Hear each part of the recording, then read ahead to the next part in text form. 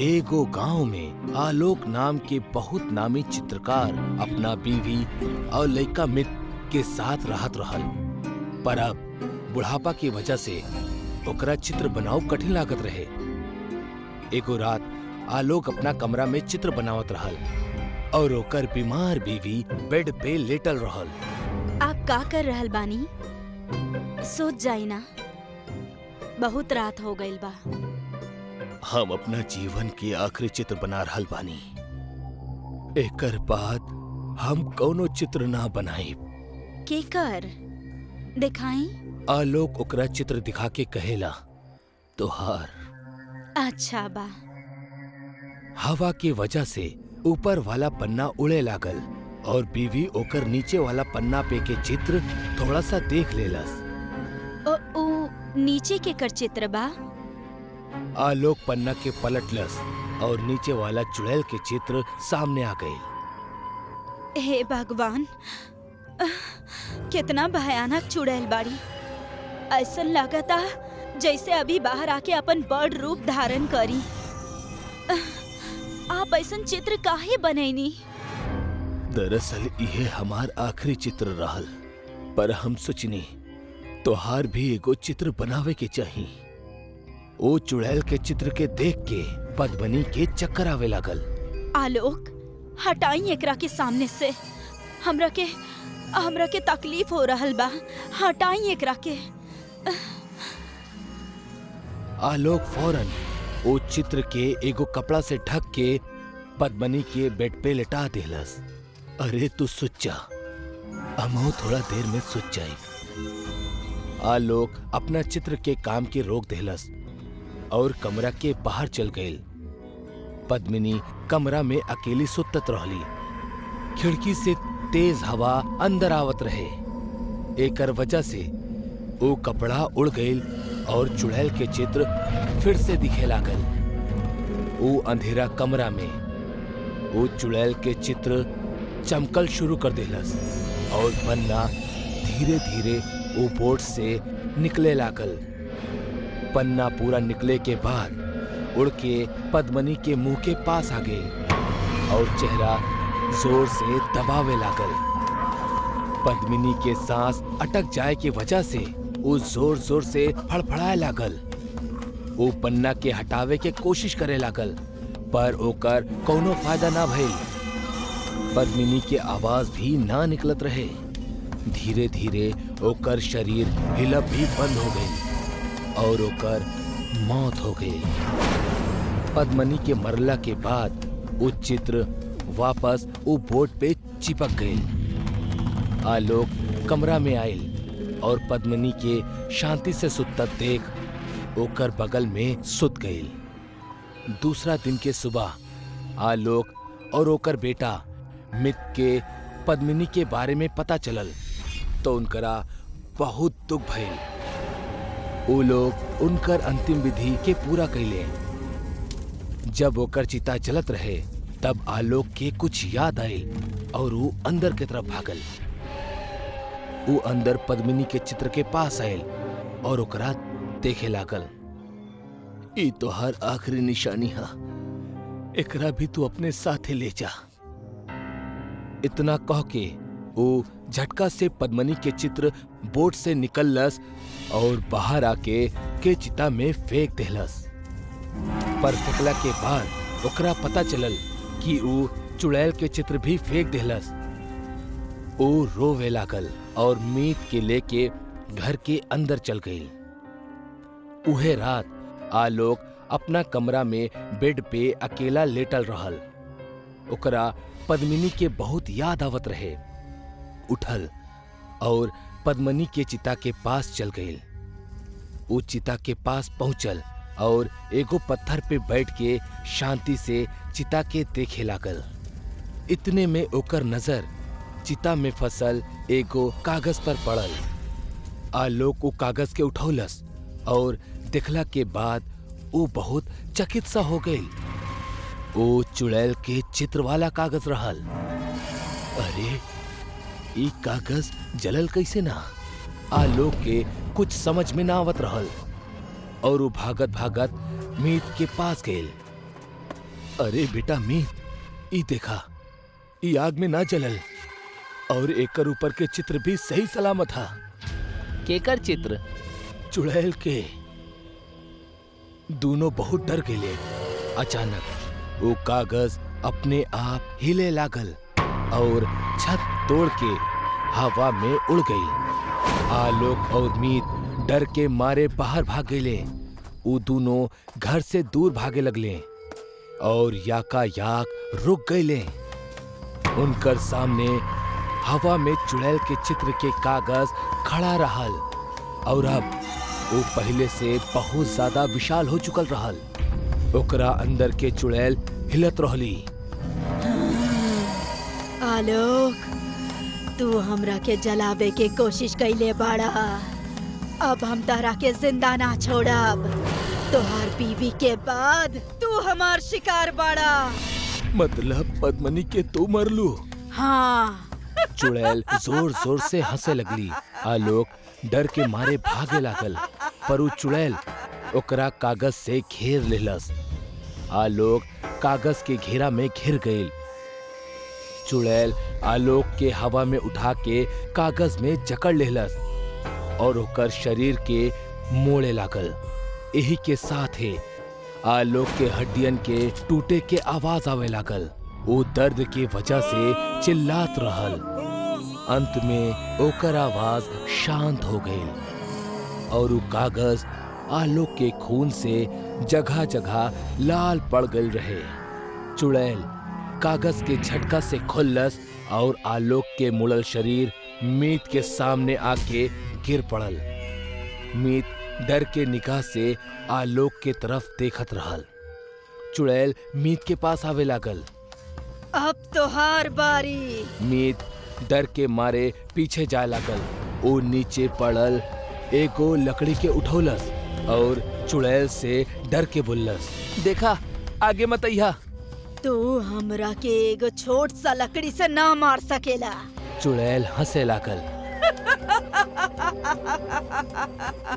और मीत के नजदीक पहुंच गई। जैसे ही वो चुड़ैल मीत के पकड़े के खातिर आगे बढ़ल, मीत उ लकड़ी के जोर से घुमौलस और उ कागज में छेद हो गई। एकर वजह से उ चुड़ैल पीछे हट गई। मीत देखलस कि उ छेद से काला खून बहत रहे। खून ई वजह से बहत रहे काहे कि जहां छेद भइल रहे वही जा चुड़ैल के पैर बनल रहल और वो खून ओकर पैर से बहत रहल। मीत ई देख के हंसे लागल। आवा उठावा हमरा, आवा ना। चुड़ैल के गुस्सा आ गइल और वो मीत के उठा के कागज में जकड़ल शुरू कर देहलस। मीत भी जोर से लकड़ी के घुमौलस और कागज के दो हिस्सा में फाड़ देहलस। चुड़ैल जोर से चिल्लाए लागल। कागज के पकड़ छुटला के वजह से मीत नीचे गिर गई। चुड़ैल दो हिस्सा में कट गई। कागज चुड़ैल के काला खून से भर गई और धीरे धीरे छोटा होके लागल। कागज अपना पूरा आकार में अइला के बाद जमीन पे गिर गई और जले लागल। ओकर साथ ही चुड़ैल के जल्ला के चीख भी सुनाई देवे लागल। कागज के पूरा तरह जल जइला के बाद मीत आलोक के लाश के पास गई और काफी देर तक रोवत रहल। 16 जुलाई 2012 कसड़ी घाट। 4 दोस्त अनिकेत, साहिल, राजीव और अमित एक रात मुंबई वापस लौटत रहले। उ सब हॉलीडेज एंजॉय करे के बाद वापस अपने होम टाउन लौटत रहले। अरे यार, कभी रास्ता खत्म होई। 2 घंटा से यही रास्ता पे भटकता नहीं। बैठे बैठे कमर में मोच आ गइल बा। हाँ यार साहिल, तोरा के ई रास्ता के बारे में कुछ पता बा का? कि ऐसे ही गाड़ी घुमावताड़ा? पता ना यार, यूजुअली दिन में तो ये रास्ता जल्दी कट जाला। पता ना ई बेर ऐसन का होखता। अच्छा, ई का बहाना है? तोरा कहे के मतलब बा कि राती के ई रास्ता अपने आप लंबा हो गई है? नहीं, हमार कहे के मतलब ई ना है। हम रात में अब तक ई रास्ता से सफर नहीं खे कहीं नहीं। दिन में 2 से 3 बार एजा से गुजरल बानी। रात के एक्सपीरियंस तो हमहू नहीं खे। अच्छा, तब बिना एक्सपीरियंस के ही ते रात के 12 बजे ई रास्ता के चुन ले बाड़े। वो अभे आपस में बात करत रहले कि तबे उनका पीछे से कोनो ट्रक के तेज हॉर्न सुनाई दिहल। वो ट्रक लगातार उनका गाड़ी के ओवरटेक करे की कोशिश करत रहली हा। कैसन ड्राइवर बा, पी के गाड़ी चलावता रे का? इतना में तो वो ट्रक इनका गाड़ी के एक तेज टक्कर दिलस और लगातार हॉर्न बजावत रहल। साहिल, साइड दे ओकरा के, लागत आई हमनी के मारे के इरादा से आइल बा। साहिल ओकरा साइड दे देवेला और वो गाड़ी सीधा आगे निकल गई। तू लोग वो गाड़ी के देखला? ऐसा लगता जैसे खंडर से निकाली होके। ऐसा लगता 200 साल पुराना ट्रक रहल। वो लोग ई इंसिडेंट से घबरा गए रहले। तकरीबन 10 मिनट बाद गाड़ी एक पुराना कब्रिस्तान से गुजरत रहल। वो हाईवे पे एगो कब्रिस्तान भी रहल हा। गाड़ी जैसे ही वो कब्रिस्तान के नजदीक से गुजरल, उनका कबर के पास उहे पुराना ट्रक देखान जो थोड़ा देर पहले उनकरा जान के दुश्मन बन गई रहे। साहिल, गाड़ी रोक, वो देख। अरे, ये तो उहे ट्रक बा जो हमनी के परेशान करत रहली। तो दोस्तों, का इरादा बा? हमरा लगा था हमनी के एक बार जाके देखे के पड़ी कि असल में माजरा का बा। तू पगला गेल बड़ेगा? आधी रात में कब्रिस्तान में जाए के बात करत आड़े? अरे मरे के बका? अमित उनकरा के ओजा जाए से रोके की कोशिश करे लागल, लेकिन तबे उनका वो ट्रक से एगो आदमी उतरत देखान जे काला पोशाक पहिरे रहल और ओकरा सर पे एक हैट रहल। वो लगभग 7 फीट लंबा और हट्टा कट्टा रहल। ये देखकर न जाने काहे सबके उत्सुकता और बढ़ गई और अमित के अलावा सभी उ आदमी के बारे में पता लगावे खातिर उत्सुक हो गईलन। अमित के भी मजबूरन उनकरा संगे जाए के पड़ल। भला उ अकेला रह के का ही करत हो जा। टॉर्च की रोशनी में चारों जब उ ट्रक के नजदीक एक दीवार के पास पहुंचलन तो उनकर दिल बैठ गई। उ लोग जो देखलन ओकरा के देखे के बाद उ लोग के रोंगटा खड़ा हो गई। उ लोग देखलन कि एक ट्रक ड्राइवर यानी उहे नकाब पोश आदमी उहमे कबर खोद कर लाश के निकलस और ओकरा बेरहमी से खाए जात रहल। वो जिस्म के हर एक अंग के निकाल के बड़ा गंदा तरह से खाए जात रहल। भाई, ये कौन राक्षस है? निकला जल्दी एजा से। हड़बड़ाहट में उ सभे एक साथ भगलन, लेकिन अमित इतना डरा गईल कि वो हिल भी नहीं खे पाइल। कदम के आहट सुनकर उ शैतान के पता चल गईल कि केहू ओकरा ऊपर नजर रख लेबा। यही खातिर उ सीधा पीछे पलटा और पलटते ही ओकरा ओजा 3 लड़के भागत और एक अकेला अमित खड़ल दिखान। वो शैतान अमित के पास पहुंचल और वो शैतान सीधा अमित के गला पे वार कैलस और 21 वार में अमित के दर्दनाक चीख निकलल और एकरा साथ ही अमित के कहानी उहे खत्म हो गई। लेकिन एकरा बाद के नजारा एकरा से भी भयानक होए वाला रहल। भागा सब जल्दी गाड़ी की तरफ, रुके हम मत। सभे गाड़ी की तरफ भागे लगले और फाइनली गाड़ी के पास पहुंच गईलन और गाड़ी में बैठ गईलन। ऊ शैतान अबले उनकरा पीछे नहीं खे भागल रहे, बल्कि दूर से खड़ल उनकरा के घूरत रहल। साहिल, का करत आड़े? जल्दी स्टार्ट कर। अब गड़िया स्टार्ट ही नहीं खे होता, हम का करी? कोशिश तो करते बानी। साहिल गाड़ी के स्टार्ट करे के पूरा कोशिश करत रहले, लेकिन ओकर कार स्टार्ट ही नहीं खे होत रहल। तबे उनकरा देखात रहल कि वो दूर खड़ल शैतान अमित के जिस्म के खाए के बाद धीरे धीरे उनकरा तरफ बढ़त रहे। वो अब तेज हो चुकल रहे और वो गाड़ी के लगभग करीब पहुंच गए रहे। लेकिन खुशनसीबी से गाड़ी स्टार्ट हो गई और तेज रफ्तार से साहिल गाड़ी के आगे बढ़ावे लागल।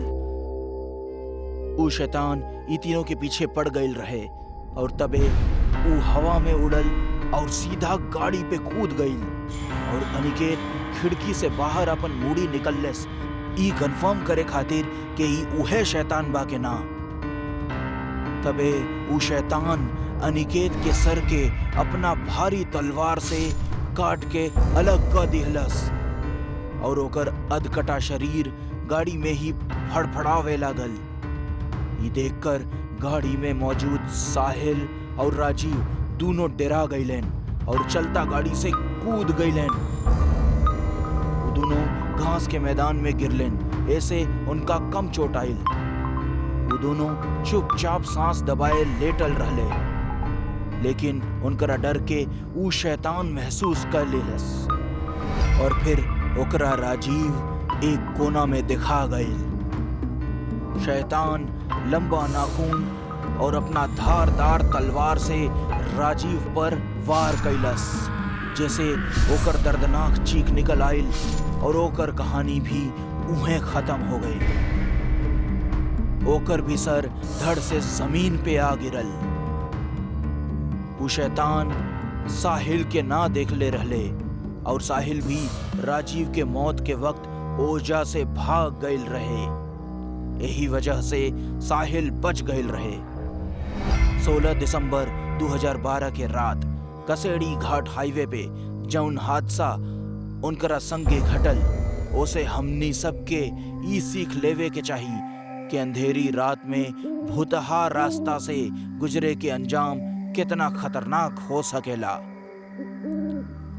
कहल जाला कि वो भुतहा सड़क के कहानी में एक शैतान है जो हर रात 12 से 3 के बीच अपना पुराना खतरनाक ट्रक से अपन शिकार के पीछा करेला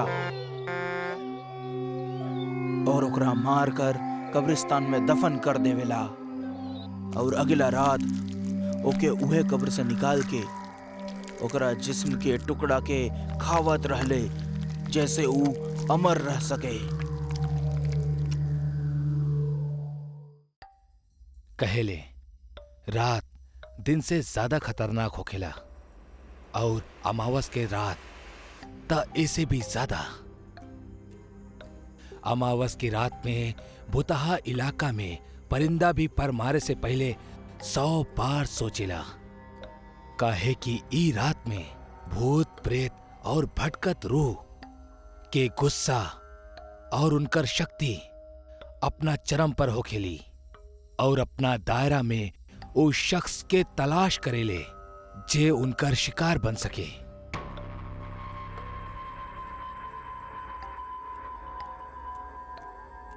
दादाजी ई भूत ऊत कुछो ना होखेला।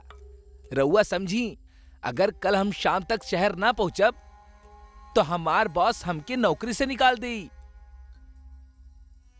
देखा बेटा, जॉब तोहरा के दूसरों मिल जाई, लेकिन जिंदगी ना। हम कहा तानी आज रात रुक जा, काहे कि आज अमावस के रात बा और आज भटकत रूह शिकार करे खातिर पागल होखेली। दादाजी, अब रउआ हमके गुस्सा होके पे मजबूर मत करी और जाए दी ना, हमके कुछो ना होई। संजय के ऑफिस के छुट्टी खत्म हो चुकल रहल और ओकर बावजूद भी वो ऑफिस ना पहुंचल। यही वजह से कल तक ओके शहर कोनो भी कीमत पर पहुंचे के रहल। घर वालन के लाख समझौला के बाद भी संजय केहू के एक ना सुनलस और अपन सामान लेके गांव के पुराना कब्रिस्तान के पास बनल इकलौते बस स्टैंड के पास अकेले पैदल ही चल पड़ल। ना जाने गांव के लोग कितना अंधविश्वासी बाड़े, पता ना का कहानी बनावेले। संजय अबहीं कुछ देर चलल ही रहल कि तबहीं आसमान के बादल काला पड़े लगल और तेज हवा चले लगल। ऐसन लगत रहे जैसे ई हवा संजय के बार बार कौनो खतरा के संदेश दे रहल बा। लेकिन वो कहेले ना, विनाश काले विपरीत बुद्धि, और ऐसन ही कुछ संजय के साथ होके वाला रहल। संजय रात 11 बजे वो भूतिया गांव में अकेला रही रहल। वो अब वहीं आगे कुछ दूर ही गए रहल कि तब पे ओके ऐसन लगल जैसे ओकरा पीठ पे केहू हाथ रख ले हो। ऐसन महसूस होखा थी। संजय एकदम से घबरा गए और पीछे पलट के बोलस, के बा? जब संजय पीछे पलटलस तो ओकरा के केहू न दिखल और एकरा बाद वो अपना सफर के कंटिन्यू करे लगल। वो अब एगो चौराहा पर पहुंच चुकल रहे जहां पे 4 रास्ता आपस में जुड़त रहे। संजय के चौराहा से सीधा सामने के रास्ता पे एगो आदमी दिखल जे सॉल लपेटे रहलस। ओके देख के संजय के थोड़ा हिचक भय कि भला ई शख्स इतनी रात में बेवजह मूर्ति के समान रोड पर का कर रहल बा। संजय बिना कोनो हरकत कैले वहीजा उस सॉल लपेटल आदमी के बेहद नजदीक से गुजरल। वो आगे बढ़त जात रहे, लेकिन ओके बार बार ऐसा लागत रहे कि कोनो शख्स ओकरा साथ साथ ओके पीछे चल रहल बा। संजय बहुत ज्यादा घबरायल रहे, पर फिर भी हिम्मत करके वो पीछे पलटलस त देखलस पीछे वही सॉल लपेटल आदमी पीछे खड़ल रहे। संजय के वो आदमी के बिहेवियर बहुत अजीब लगल। वो कहीं संजय के पीछा तो न करत रहे। संजय दोबारा अपना रास्ता चले लगल और ई बार भी उस शॉल लपेटल आदमी ओकर साथ साथ चले लगल। जब संजय चलत त ओकर परछाई बन के ऊ आदमियों चलत। जब संजय रुक जात त ऊ आदमी भी रुक जात। संजय अब ई चीज से बहुत ज्यादा इरिटेट हो चुकल रहे। यही से ई बार ऊ रुकल और पीछे पलट के ऊ आदमी पे बहुत जोर से चिल्लाए लगल, के बाड़ा तू? कोनो पागल बाड़ा का? ई तरह आधी रात के वक्त हमार पीछा काहे करत तारा? ऊ आदमी ए पर कोनो रिएक्ट न कैलस और बिना कुछ बोलले चुपचाप खड़ा रहल। ओकर ई रवैया संजय के और गुस्सा दिलावत रहे। यही वजह से संजय ओकरा गले से सॉल के निकाल लेहलस तो ओकरा एक जोरदार झटका लगल। ओकरा सामने जौन आदमी खड़ा रहल ओकर चेहरा पूरा जलल रहे और आंख के पुतली सफेद रहे। भूत! ई बोलत बोलत संजय वहां से भागे लगल। अबही हूँ एको भयानक चेहरा वाले प्रेत के दिखले रहल। तब में अचानक से ऊ आदमी संजय के एकदम सामने आ गई और दांत निकाल के हंसे लगल। मारते हब तो के तोहार हिम्मत कैसे भइल हमार असली चेहरा के घूरे के और हमार सॉल निकालने के? तू हमार असली और बदसूरत चेहरा देख ले बड़ा। अब तो हार मरल तैबा। हमके माफ कर दा, मत मारा हमके, हमसे गलती हो गई। तो के पता बना आज अमावस के रात बा। आज के रात जे पे भी हमनी के नजर पड़ेला ओकर अस्तित्व यही समाप्त हो जाला। इतना कहा थी वो प्रेत संजय के सीना में अपन हाथ घुसा देलस और एगो झटका में ओकर दिल बाहर निकाल लेलस जौन अबहिनो धड़कत रहे। संजय के आखिरी चीख के साथ ही गांव के माहौल फिर से डरावना और शांत हो गई। अगला सुबह गांव वालन के संजय के लाश सड़क पे पड़ल मिलल जिनमें दिल न रहल। ओकर दादाजी अफसोस के आंसू रोवत रहले काहे कि मना कैला के बावजूद भी संजय अमावस के रात में जैला के बेवकूफी कैलस और अंजाम एगो भयानक मौत। कहेले वो गांव में हर अमावस की रात के वो शॉल लपेटल आदमी घूमेला, भी राही ओके टहलत दिखेला, ओकर पीछा करेला और ओके कोनो गलती करे पे मजबूर करेला। अगर केहू गलती कर देवेला त ओकर अंजाम एक झटका में उहे होखेला जौन संजय के भइल। रमन एगो 25 साल के लइका जौन मुंबई में गांव से पढ़े खातिर आयल रहल, अब एगो अच्छी नौकरी करेला और अपना माई बाबूजी के हर महीना गांव पैसा भेजेला। एगो रात रमन अपना जॉब से निकल के बाइक से घर जात रहल कि बीच में एगो बिल्ली आ गइल रास्ता पे। रमन बिल्ली के देख के चौंक गइल और ओकर बाइक ओकरा से संभल ना पाई और बाइक स्किड हो गई। रमन के बाइक के थोड़ा सा खरोच आइल, पर वो देखलस कि ओकर हाथ के घड़ी भी टूट गइल बा। रमन के घड़ी पहनल बहुत अच्छा लागत रहे और वो घड़ी बड़ा मेहनत से अपना पहला सैलरी से खरीद ले रहल। यही से वो घड़ी के कीमत रमन के खातिर बहुत रहल। वो टूटल घड़ी के देख के रमन उदास हो गई। अरे यार, पहली बेरी हम कुछ खुद के पैसा से ले रहनी, वो बिल्ली के भी अब वहीं बीच में आवे के रहल। बाइक पे जात जात रमन के अंधेर नगर बस स्टॉप पे एक बूढ़ी औरत घड़ी लेकर दिखाई दिलस। ओकर पास अजीब अजीब घड़ी रहल। रमन अपन बाइक रोकेला और घड़ी रिपेयर करावे के खातिर वो बूढ़ी औरत के पास जाला। आंटी जी, हमारी घड़ी ठीक करके दे सकेनी का? अरे हम सिर्फ बेचतानी घड़ी के, बनावे नी ना। अरे यार, ठीक बा, हम ये घड़ी जेब में रख लेता नी अब वहीं के खातिर। आंटी जी, हमके को घड़ी चाहिए। अच्छा, कवन चाही तहरा के? रमन उस सारा घड़ियन के देखेला, कुछ आकार में छोटी होकेली त कुछ बड़ी।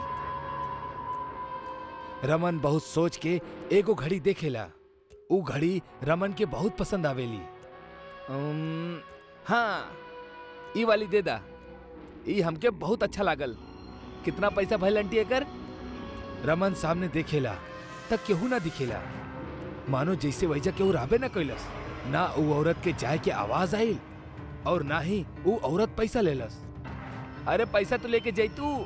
कैसन औरत बिया बेचारी, एक ता अकेले एजा घड़ी बेचत रहल और हम ओकरा के पैसा भी ना देनी। रमन अपना गाड़ी पे बैठे खातिर जाला कि तब बे कि ओकरा दूर से एगो आवाज सुनाई देलस। हमरा के पैसा चाहिए ही नहीं। ये आवाज कहाँ से आइल? आंटी, कहाँ बाड़ी आप? रमन के केहू भी ना दिखत। अभी भी रमन घड़ी पहन लेवेला और वो बाइक शुरू करके निकल पड़ेला घर के खातिर। रास्ता में रमन के पीछे से एगो गाड़ी आवत रहल। गाड़ी के हॉर्न सुनत ही रमन पीछे से आवे वाला गाड़ी के जगह दे देलस और तब बे वो आईना में खुद के देखेला तो ओकरा दिखेला कि ओकर शक्ल कुछ बदलल लागता, जैसे कि उम्र बढ़ गई हो अचानक से। अरे ये कैसे हो गई? शायद आईना खराब हो गई है, पूछ देता नहीं। रमन बाइक चलावत चलावत थक जाला। बीच में ओकरा एगो लड़का दिखेला जौन ओकरा से लिफ्ट मांगेला। वो लड़का के नाम राघव होला। लिफ्ट अंकल, लिफ्ट मिली का? हम तोरा के अंकल दिखे नी। कहाँ जाके वो बतावा? हमरा के बस आगे के गांव में जाए के बा, हमके घर जाए के बा। रमन थोड़ा देर के बाद पीछे देखेला ता राघव भी बूढ़ा दिखेला। देखा, तू भी बुढ़ा जात रहल बड़ा। अरे हाँ, अब का करी हम? जब से हम घड़ी ले ले बानी हमके समझ में ना आवता का हो रहल बा। रमन के नजर राघव के घड़ी पर जाला। का तू जौन घड़ी पहनले बाड़ा ऊ अबे खरीद ले बाड़ा? हाँ, एगो आंटी आयल रहली बहुत सारी घड़ी लेके, उनकरा से हम ले लेनी। पैसा लेवे के पहले ही वो गायब हो गई नी। रमन के याद आवेला कि वो भी पैसा ना देले रहल वो बूढ़ी औरत के, मतलब ई उहे औरत दिया। रमन के गाड़ी बंद पड़ जाला।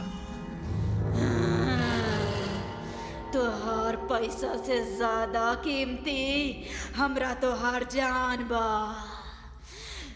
तू जे घड़ी पहन ले बाड़ा ओकरा से तोहार सारा जवानी बुढ़ापा में बदल रहल बा और यही से अब हम जवान दिखब।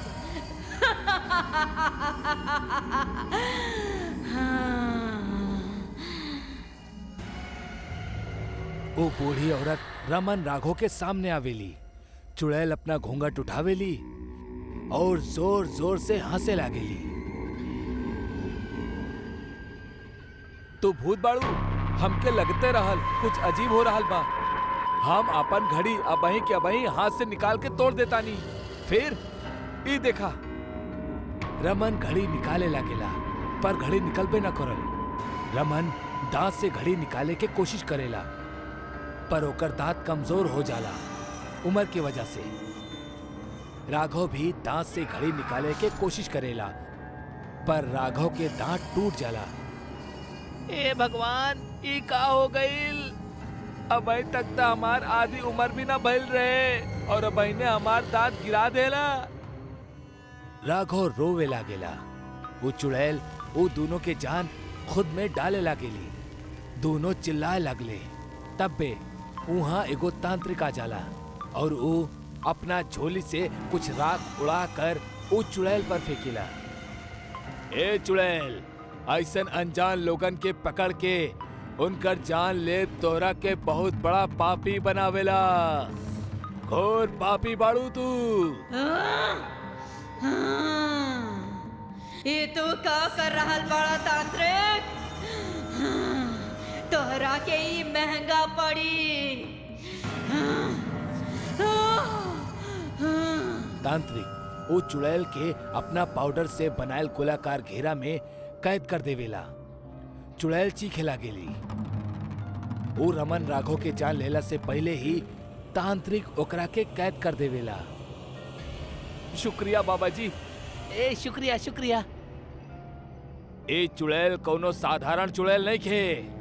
मतलब ए गांव के सबसे महान घड़ी बनावे वाला के बीबी रहल जौन 100 साल पहले यहीजा रहत रहली। रानी अपना पति आर्यन के साथ खुशी खुशी रहत रहली पर एक दिन ओकर पति के एगो ऐसन कल्पना सुझलस कि ऊ घड़ी बनावे के खातिर अपन पूरी जिंदगी कुर्बान कर देलस। आर्यन एगो ऐसन घड़ी बनावल चाहत रहल जौन बूढ़ा लोगन के जवान कर दे और जवान के बूढ़ा। एक रोज आर्यन अपना घर के बाहर एगो आदमी के देखत रहल। वो आदमी खुदकुशी करे जात रहल। आर्यन के घर के बाहर गाड़ी आवेला बहुत तेजी से और वो आदमी के ऊपर से जाए वाला ही रहल कि आर्यन चिल्लाला, अरे भाई, तोरा के खुदकुशी करे के बा तो अपना घर में जाके फांसी लगा ला। जिंदा खुश ना बड़ा का? अरे साहब, आपके का बताई, पगार मिलत नहीं के समय पे और काम करे जाके पड़ेला। अब भाई हमार शादी तय भइल बा। हम का खुश रखब अपना बीवी के। हमार हालत ही ऐसन हा। माँ और बाबूजी भी मर गए कुछ साल पहले ही। हम का करी जिंदा रह के? का तोरा के बूढ़ा होके मरल अच्छा लगी? हाँ जरूर। ठीक बा, ये घड़ी पहन ला और कुछ देर के खातिर सुत जा। आदमी सो जाला और उठ के देखेला तब वो बूढ़ा हो चुकल रहल। तू ई का कइला? हमरा के खुद के ऐसे ना देखे के बा। तू ही तो कहले रहला कि तोके ऐसे ही रहे के बा। हम खुदकुशी करे के चाहता नहीं, अब ऐसे जिंदा ना रहे के बा हमके। और तुहार बीबी और तू भी खुश ना रह पाई बा कब्बो। वो आदमी के श्राप आर्यन और ओकर बीवी रानी के लग जाला और वो दोनों कब्बो साथ ना रह पौले। ऊ माना एक दूसरा से कहीं दूर चल गए रहले। और आज वो दिन हाँ जब वो हादसा भइल रहे। अब हम का कर सके नी बाबा जी? तोके तोहार जवानी वापस मिल सकेला अगर तू वो घड़ी हाथ से निकाल दा। अगर तोहरा के ओकरा खातिर अपना हाथ काटे के पड़े त काट दा। और कोनो चारा ना बा तोहरा पास? जल्दी करा, वरना तू और बूढ़ा हो गईला तो मर भी सकेला। राघव और रमन इस सुन के और भी डर जाले। रमन अपना हाथ काटे के खातिर कहेला राघव के। राघव रमन के हाथ काटेला और जैसे ही हाथ कट जाला वो घड़ी हाथ से उतर जाली। राघव भी रमन के अपन हाथ काटे के खातिर कहेला। रमन अपना एक हाथ से रमन के हाथ काटेला और ओकर भी घड़ी हाथ से निकल जाली। दोनों के शरीर से खून बहे लागेला और तांत्रिक वो दोनों के हाथ पे एगो पट्टी लगा देहलस जिससे खून निकला बंद हो जाला। दोनों के जान बचावे के खातिर उनके ई सब करे के पड़ल। तांत्रिक वो घड़ी के लेके जला देवेला और जैसे ही घड़ी जले लागेला चुड़ैल के शरीर में भी आग लगल शुरू हो जाला। आखिर चुड़ैल के आत्मा के भी इस समय शांति मिलत रहल। हम तोहरा के तोहार हाथ फेर से वापस देतानी। शुक्रिया हमरा के मुक्ति देवे खातिर। शुक्रिया। चुड़ैल हवा में गायब हो जाली।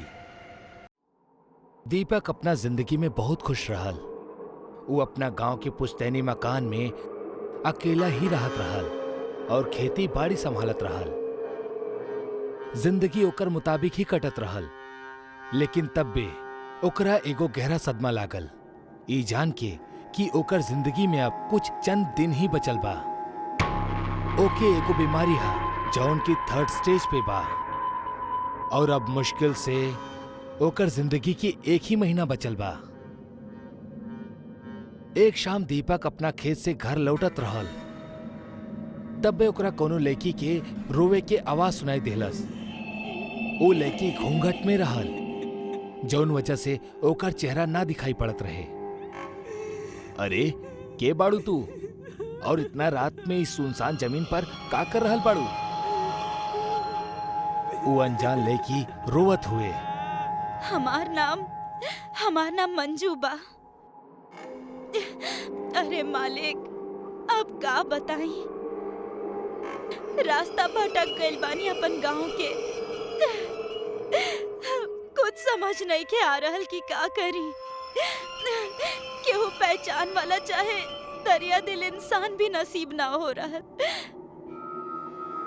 तो का आज तो पूरा रात ये बंजर जमीन पर ऐसे ने रोत रहबू?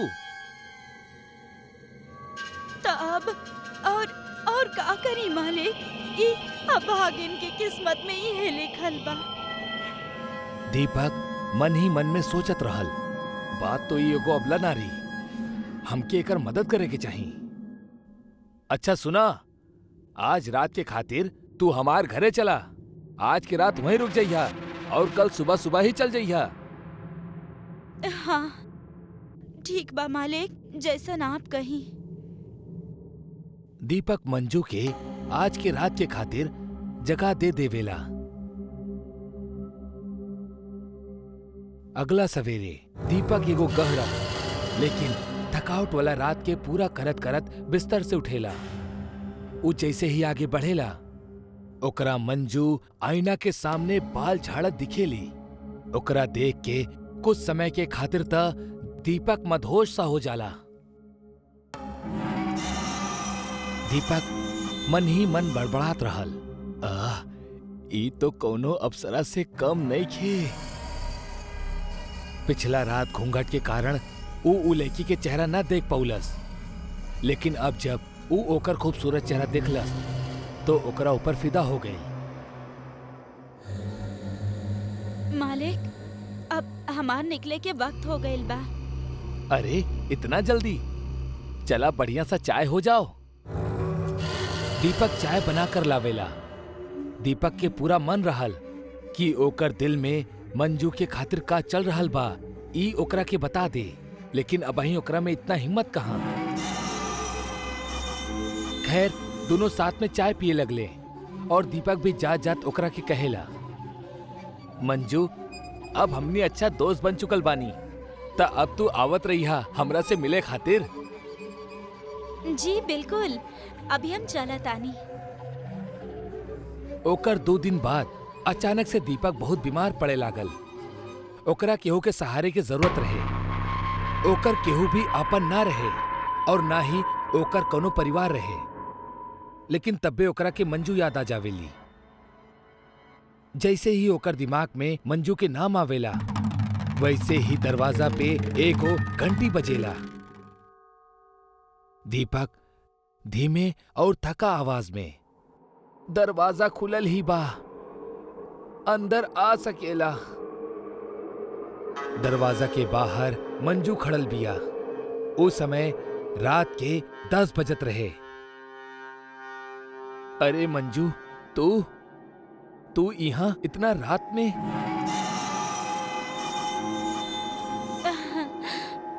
आप हमरा के याद कैनी और हम हाजिर। चली ये सब छोड़ी, हम आपके ऐसे ही ठीक कर देब। ना मंजू, अब तक डॉक्टर भी जान बचावे से इनकार कर देले बा। अब बस कुछ हफ्ता में हम मर जाइब। अरे ना, शुभ शुभ बोली। हम कहनी ना, सिर्फ हमरा के 2 दिन के समय दी, हम आपके पूरा तरह से स्वस्थ कर दे। ओ रात मंजू दीपक के गरम पट्टी से सिकलस और दीपक के भी ना जाने कब आंख लग गई। ओके पता ही ना चलल।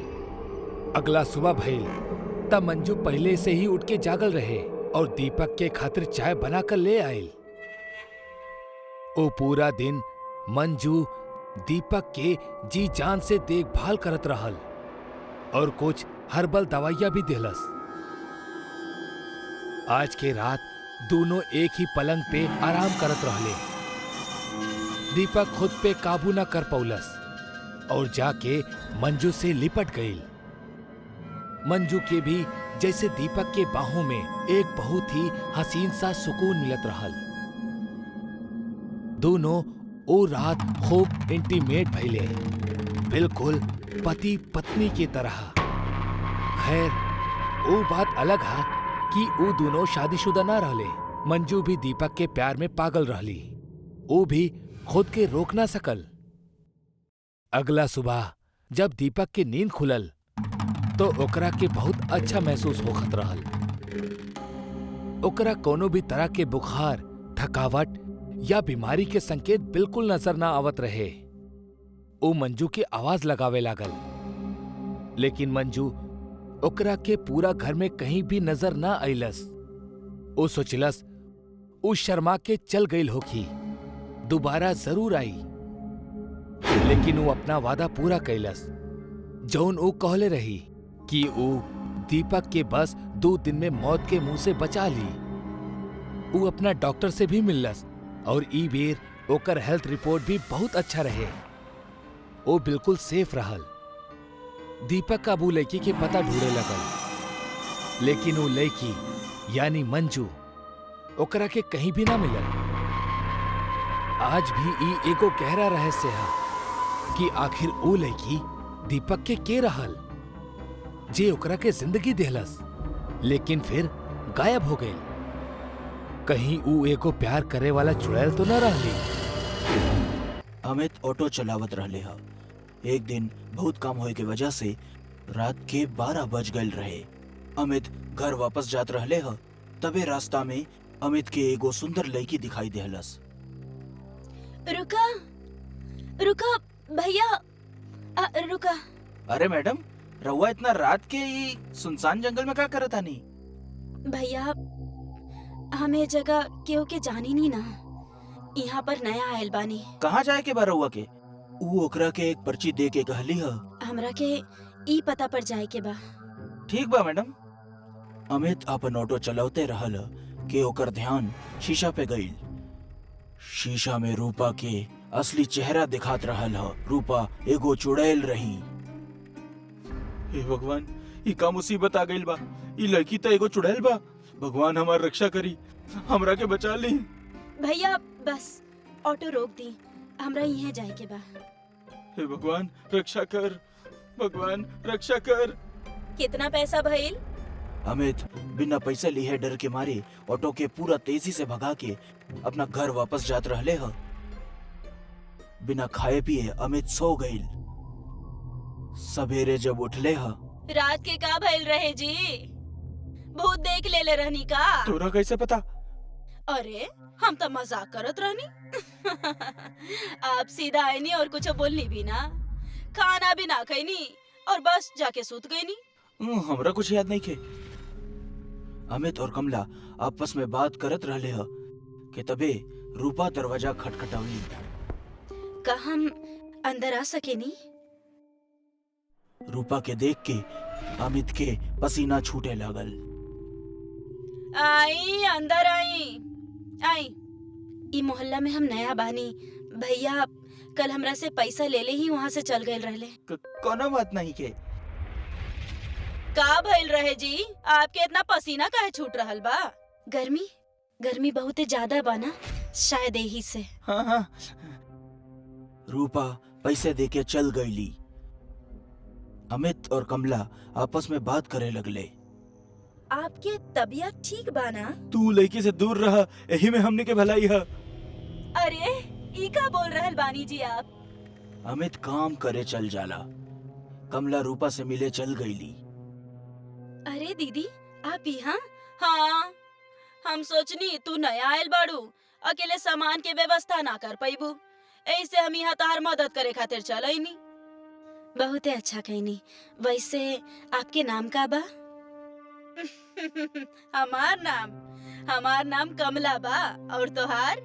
हमार नाम रूपा बा। वैसे भैया बहुत अच्छा बानी, वो रात में हमार मदद कैले रहनी। रूपा नाम बहुते बढ़िया बा। कौनो चीज के मदद के जरूरत होके तो हमरा जरूर बताइया। कमला के ओजा बहुत अजीब गंध महसूस होला और वो घरे आ जावेली। रात हो जाला। अमित और कमला सोवत रहले ह। तबे कमला के अजीब सा डरावना आवाज सुनाई देहलस। कमला खिड़की के भरे झांक के देखली ह तो ओकरा चुड़ैल दिखाई देहलस। चुड़ैल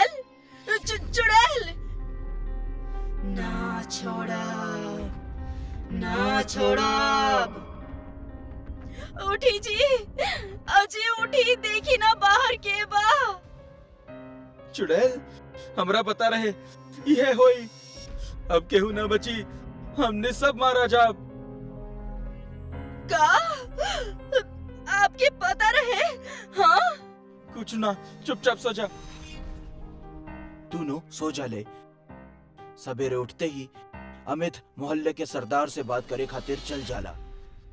सरदार के साथ अमित के दोस्त सुमित भी रहल ह। अमित का बात बा? तू बहुत डरान बाड़ा। सरदार जी हमने की कुछ करे के पड़ी। का भइल बा? पहले बताइबा तब ना। हमने के मोहल्ले में चुड़ैल रहेली। काल रात हम और हमार पत्नी कमला दोनों वो चुड़ैल के देखनी हा। चुड़ैल कुछ बोलत रहली। हाँ, कहली रात में जिकरा देख ले ओकरा के छोड़ब ना। तू जरूर कोनो सपना देख ले बड़ा। अरे हमनी के मोहल्ला में कोनो चुड़ैल नहीं खे। सरदार वजह से चल जाला। अमित और सुमित आपस में बात करे लगले। अमित, हमनी के मोहल्ला में एगो नया लड़की आयल बिया, बहुत सुंदर बाड़ी। वो हमरा तो बहुत पसंद बा। सुमित तू दूर रही है वो लड़की से। का भइल? ऐसे काहे बोला ताड़ा? कहीं के उहे लड़की चुड़ैल है। तू गजब के मजाक करेला। मत कर विश्वास हमरा बात के, एक दिन पछतावा लोग। एक दिन सरदार रास्ता से जात रहल ह त सामने से रूपा के औते देख रुक जाला। तो तू ही बाड़ू नई लड़की? हाँ, बाकी आपके बानी? हम ई मोहल्ला के सरदार बानी। अच्छा, तो आप बानी सरदार जी। रउआ के कोनो प्रकार के मदद चाहिए तो हमरा बता दी है। मदद? ओ तो तहरा के चाही हो कि आज। कुछ कहनी रउआ? कुछ ना, आज रात आप हमरा घर आई खाना खाए खातिर। रात हो गई रहे। अमित और ओकर पत्नी कमला सो नइखे पवलन। वो दोनों के अजीब अजीब सा आवाज सुनाई देवे लागल। तबे अमित के बाहर सरदार दिखाई देवेला। ये सरदार अकेला इतना राती के बाहर का करता? होई कुछो काम करे दी ना ओकरा के। आज सरदार चुड़ैल के हाथे से ना बची। तबे रूपा सरदार के पास आवेली। अभी रूपा सरदार के पास कहे गइल बड़ी। उहे वक्त रूपा चुड़ैल में बदल जाली। हे भगवान, रूपा ही चुड़ैल बाड़ी। कमला छुप कर देखत रहली ह। तबे चुड़ैल सरदार के गला पकड़ के हवा में उठा देवेली। तोहार इतना हिम्मत कि तू हमार सामने आईबा। हमरा माफ कर दे, हमरा से गलती हो गई, हमरा जाए दा। हम तहरा के छोड़ देब हमेशा हमेशा खातिर। चुड़ैल सरदार के खून चूस चूस के मार देवेली। ये सब देख अमित और कमला बहुत डरा गईले। सवेरे दोनों आपस में बात करे लगले। अब हमनी लोगन के का होगी? रूपा ऐसे ही हमनी सबके एक एक करके मार दिए जी। अब भगवान ही बचाई हम सबके। हमनी लोग ना इस जगह के हमेशा खातिर छोड़ के चल जाता नहीं। हाँ ये ठीक रही। हम आज कुछ पैसा उधार लेके आवता नहीं, काल हमनी के ही मोहल्ला छोड़ के हमेशा खातिर चल जाए। अमित काम खातिर चल जाला। कमला घर में अकेली रहली ह। तबे रूपा आवेली। हमार घर में चीनी खत्म हो गइल बा, का तनी सा चीनी मिली? जी चुड़ैल हमरा के मारिए दी, हमार खून पी जाई। दीदी दीदी, कौन सोच में पड़ गई नहीं आप? कुछ न रूपा। का चाहिए तारा के? तनी सा चीनी चाहत रहे। हाँ अभी लेके आता नहीं। हाँ अभी लेके आता नहीं। कमला रूपा के चीनी दे देली। रूपा चल गईली। रात बहुत हो गई रहे। अमित ऑटो लेके घरे जात रहले ह। आज भी बहुत रात हो गई। वो चुड़ैल के हाथ में हम पड़ गई नहीं तो जिंदा ना बचे। तबे अमित के सुमित दिखाई देला। अमित ऑटो रोक देहलस। अमित कुछ बोले वाला रहल, ओकरा पहले अमित के रूपा देखा गईल। हे भगवान, ई त चुड़ैल रूपा बा। आज ही हमरा दोस्त सुमित के ना छोड़ी। हम सुमित के मना कैल रहनी हा, उ हमार बात नहीं के सुनलस। कुछ होके हमरा ओकरा बचावे के ही पड़ी। अमित उ दोनों के पीछे जावे लागल। तबे अमित के दोनों के बात सुनाई देवे लागल और अमित चुप के सुने लागल। रूपा तू बहुत सुंदर बाड़ू। सुंदर? और हम? ई कहकर रूपा चुड़ैल बन जावेली। चुड़ैल अब कैसन लगनी हम तहरा के? हाँ? बानी ना सुंदर, बानी ना सुंदर। हमरा छोड़ दे, बचावा, केहू बचावा हमरा के। अमित कुछ कर सकेला ओकरा पहले ही चुड़ैल सुमित के गला तोड़ देहलस और ओकर खून पिए लागल। अमित ई कुल देख के डर के मारे जल्दी से ऑटो लेके घर चल गई।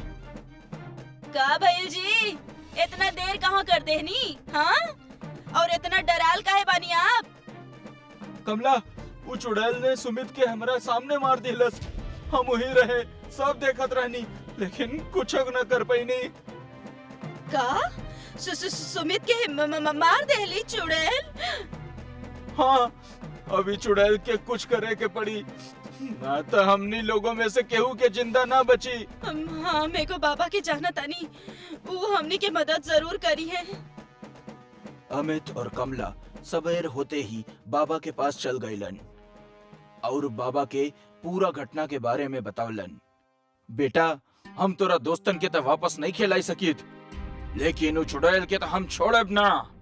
अब एको जान न जाई। बाबा कृपया कुछ करी, एकर समाधान बा। हम जोन बोले तू लोग उतना खाली कई के रखी हा। हम कल तोहरा घर आएब। रहुआ बताई हमने के का करे के बा? बहुत सारा लकड़ियन के इकट्ठा कई के रखी हा और केहू से जिन बताई हा कि ई कुल हम कहले बानी तोहरा के करे खातिर। अमित कमला घर वापस आ जाले। जैसे बाबा बतवले रहले वैसे ही अमित बहुत सारा लकड़ियन के इकट्ठा क के रख देहलस। शाम हो जाली, फिर बाबा ओजा आले। नमस्कार बाबा। सदा खुश रह बेटवा। लकड़ियन के इंतजाम हो गईल? जी बाबा, हो गईल। रात हो गई। बाबा पूजा करे लगलन। तबे रूपा चुड़ैल बनकर बाहर आ गई।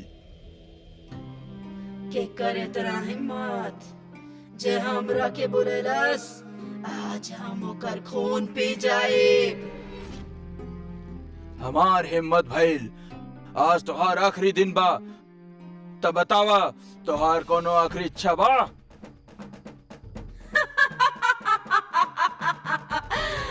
हाँ, तोहार खून पिए के बा।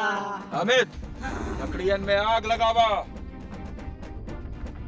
अमित लकड़ियन में आग लगा देवेला। बाबा मंत्र पढ़े लगले। चुड़ैल जैसे ही बाबा के मारे खातिर कोशिश कर ली, बाबा चुड़ैल के आग में धक्का दे देलन और चुड़ैल आग में जल कर मर गईली। अब ई चुड़ैल खत्म हो गई, दोबारा वापस कबो ना आई। बहुत बहुत धन्यवाद बाबा जी। ऊ दिन के बाद चुड़ैल दोबारा कबो ना आयल। अमित और कमला खुशी खुशी रहे लगलन।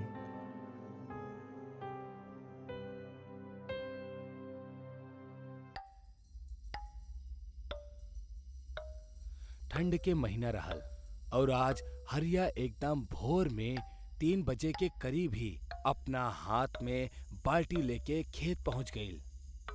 हरिया रोजाना एकदम सवेरे जाग के अपन खेत में जात, सिंचाई करत, फसल के अलग करत और पूरा दिन खेती करे में बिता देत। ओकर दिनचर्या कुछ यही तरह के रहल। दूर दूर तक के नजारा एकदम सन्नाटा में खोल रहल। हर तरफ अंधेरा आपन राज जमा के रख ले रहल। हरिया ऊ खेत में अपना खातिर एक छोटा सा टाट के मकान बनवले रहल, जिनमें ऊ अक्सर देर रात के भी रुक जात रहे। ऊ मकान के ऊ छोट से बल्ब के जैसे ही जलौलस, हरिया के नजर ओकरा से 200 मीटर के दूरी पर खड़ल एगो औरत पर पड़ल, जौन खेत के बीचों बीच गहरा गड्ढा खोदत रहली। एगो औरत के ई तरह अपना खेत में गड्ढा खोदत देख हरिया के गुस्सा तो बहुत आइल, लेकिन अगले ही पल ओकर दिमाग में ई भी ख्याल आइल कि आखिर इतना अंधेरा में कौनो औरत ई हालत में खेत में का कर रहल बाड़ी। गांव वालन ई सब बात पे गहन चिंतन करे में माहिर होखेले। हरिया एक पल में ही समझ गई कि दाल में जरूर कुछ काला बा। यही सोच के हरिया ऊ औरत के एकदम करीब चल जाला और ओकरा तिरछी निगाह से घूरे लागल, जैसे कम से कम ओकरा ई पता चल सके कि ई एकरा गांव के कौनो औरत बाड़ी या कौनो बहरूपिया। लेकिन ऊ औरत बड़ा घूंघट कैले रहल, जौना वजह से हरिया ऊ औरत के चेहरा ना देख पावत रहे। हरिया ऊ औरत के आवाज देवेला, अरे तू कर का रहल बाड़ू? ए तरह खेत के बीच तू गड्ढा काहे खोद रहल बाड़ू? का ऐसन करा बेगो औरत के शोभा देवेला? ऊ औरत ना त एक बार भी हरिया के सवाल के जवाब देहलस और ना ही ऊ अपन काम रुकलस, बल्कि अब त ऊ गड्ढा खोदे के रफ्तार के और भी ज्यादा तेज कर देहलस। ऊ औरत के ई बर्ताव से हरिया के बहुत गुस्सा आइल और ऊ औरत पे चिल्लाए लागल, औरत बाड़ू यही से इज्जत कर रहल बानी, ना ता अब तक धक्का मार के अपना ही खेत से तोहरा के बाहर निकाल देती। बंद करा एकरा। हरिया के दोबारा दखल देहला पर ऊ औरत गड्ढा खोदा बंद तो कर देवेली, लेकिन फिर ऊ हरिया के एक टक घूरब शुरू कर देहलस। अगले ही पल ऊ औरत हरिया के खेत से बाहर निकल जाए के इशारा करे लागल। देखा था जरा ये औरत के तेवर, एक ता चोरी ऊपर से सीना चोरी। हे औरत, चला निकल जा हमरा खेत से बाहर। हरिया इतना कहत कहत ऊ औरत के घूंघट हटावे के खातिर ओकर तरफ हाथ बढ़ावे लागल, लेकिन तब्बे अचानक ऊ औरत एकदम से गायब हो गई। 2 पल पहले हरिया जौन औरत पर चिल्लात रहल, अगले ही पल ऊ औरत के बहत हवा में एकदम से गायब हो जाब कौनो बहुत बड़ खतरा के तरफ इशारा करत रहल। बाप रे, ई हम केकरा से पंगल ले लेनी? ई तब कौनो भूतनी रहली। ना जाने हमार बुद्धि भी कहाँ घास चरे गल रहे कि जौन हम ई औरत के टोक देनी। हरिया अपन कदम के तेज कैलस और जल्दी जल्दी भागे लागल। वो खेत से बाहर निकले ही वाला रहल कि तब्बे ओके अपना सामने ठीक वही औरत दिखाई देवेली जौन हरिया के कुछ समय पहले दिखल रहे। हरिया ओकरा देख के अपन कदम पीछे ले लेवेला। वो औरत धीरे धीरे हरिया के करीब बढ़े लगेली। हरिया एकदम घबरा जाला। तब्बे वो औरत अपन घूंघट उठावेली। ओकर चेहरा देख के हरिया के पसीना छूटे लागल। लाल आंख से टपकत खून, डरावनी शक्ल और लटकत जीभ। ऊ औरत के ई रूप देख के हरिया फिसल के जमीन पर गिर पड़ेला। बाप रे, ई औरत तो डायन बाड़ी। हमके छोड़ दा, हमके मत मारा। हमार बीबी और बच्चा बाड़े। परिवार ता हमार भी रहे, बाकी याद बा यही खेत में आज से 5 साल पहले तू गांव वाला लोग हमार परिवार के दफना देला। आज जब हम ई खेत में आजाद भईनी तो सबसे पहले हम अपन बच्चा लोग के कब्र के खोदल शुरू कैनी, जेकरा से कि हम उनका के जिंदा कर सकी। बाकी तू बेरहम इंसान, हमरा के तो ऊ भी ठीक से ना करे दे रहल पड़ा। अब तो हार मरल तय बा। हमरा के माफ कर दा, हमरा के बख्श दा। हम गांव में केहू से ना बताए कि तू वापस आ गेल बाड़ू। इतना कह के हरिया खेत से बाहर की तरफ भागे लगेला, लेकिन तब भी वो डायन हरिया के पीठ पर झपट्टा मारेली और ओकरा अपना साथे जमीन के अंदर खींचे लागेली। ठीक उहे तरह जैसे कोनो जिंदा शख्स के जमीन में दफन कैल जाला। उस समय पूरे वातावरण में बस हरिया के चीख ही सुनाई देत रहल। कुछ देर में हरिया के चीख भी शांत हो जाली, लेकिन तब तक एगो गांव वाला जौन की उहे खेत में खेती करत रहल, ऊ वहीजा आ जाला और हरिया के चीख सुन लेवेला। ऊ फौरन गांव वालन के बुला लेवेला ताकि हरिया के मदद कैल जा सके, लेकिन जब तक गांव वाले पहुंच ले बहुत देर हो चुकल रहे। कुछ गांव वालन खेत के देख के थोड़ा घबरा जावेले, लेकिन हरिया के वो खेत से बाहर निकाले के खातिर वो लोग धीरे धीरे वो खेत के करीब जाए लगले। वो सब लोग मन ही मन डरल तो बहुत ज्यादा रहले, लेकिन फिर भी वो सब लोग खेत के खुदाई शुरू कर देले। तब्बे खेत के अंदर से एगो औरत के डरावनी आवाज आवेली। हाँ, भाग जा यहाँ से, चल जा। हाँ। इससे पहले कि गांव वाले कुछ सोच पाए या कर पाए, वो भयानक डायन वो खेत से निकले ली और वो खेत में दाखिल भयल सभी गांव वालन के एगो झटका में पाताल में खींच लेवेली और सबके भयानक चीखन के साथ एक किस्सा वहीजे खत्म हो जाला। अगला कई दिनों तक एक घटना के जिक्र गांव में बराबर होखत रहे। गांव वालन के कहा भा कि वो घटना के बाद कब्बो भी गांव के उ खेत में खेती ना हो सकल, बल्कि पूरा जमीन बंजर बन गई।